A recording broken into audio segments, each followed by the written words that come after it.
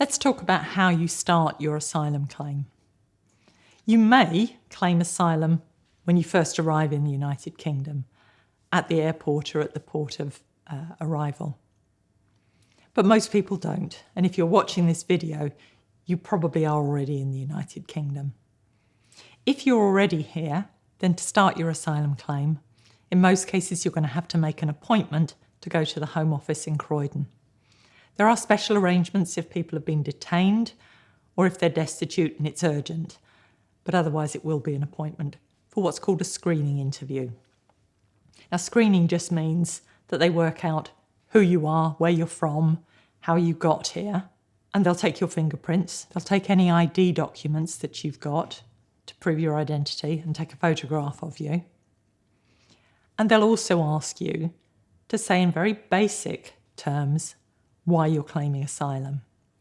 So that is the first point at which you'll have to say to the Home Office that you're claiming on the basis of your sexual orientation or your gender identity. Now, we know from lots of people that they find that really worrying. Talking to an official about your sexual orientation or gender identity, very often when you've kept it hidden for many years in your own country, is difficult. But if you can, you do need to say it at that earliest opportunity.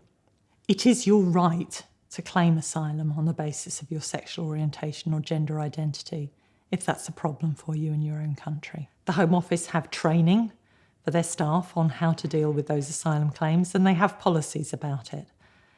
You're not the first asylum seeker to claim on the basis of your sexual orientation or your gender identity, and you won't be the only one. Everything that you tell the Home Office in your asylum case must be kept confidential by them. And when they interview you about your case, it must be in private, so you won't be overheard by other asylum seekers talking about your gender identity or your sexual orientation. If you've already had your screening interview and you haven't told them that you want to claim on the basis of your sexual orientation or gender identity, don't panic. You can tell them later. And so long as you explain why you couldn't tell them at that earliest opportunity, they should understand that. When you claim asylum, there is a risk of being detained by the Home Office. But that risk is small. Most people are not detained. But it's best if you're prepared for the possibility, and particularly that you have with you telephone numbers of your lawyer, if you have one, and friends that you'd want to contact so that you're able to deal with that situation. If you are detained, you still get to make your asylum claim. It doesn't mean that you're being removed. It doesn't mean that your asylum claim will be refused.